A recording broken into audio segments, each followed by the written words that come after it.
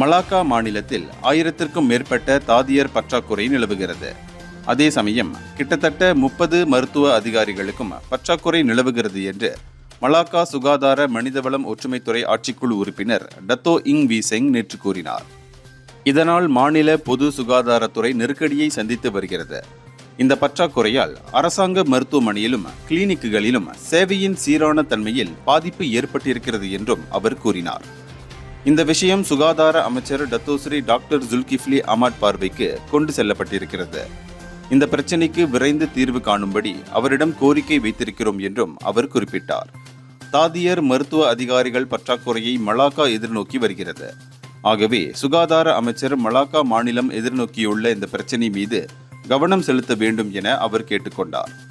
இந்த பற்றாக்குறை காரணமாக மருத்துவர்களும் மருத்துவ நிபுணர்களும் நீண்ட நேரம் வேலை செய்ய வேண்டிய கட்டாயம் ஏற்பட்டிருக்கிறது.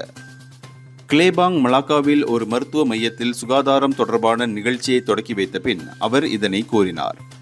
இந்தியர்களின் இதய குரல் மக்களோசை.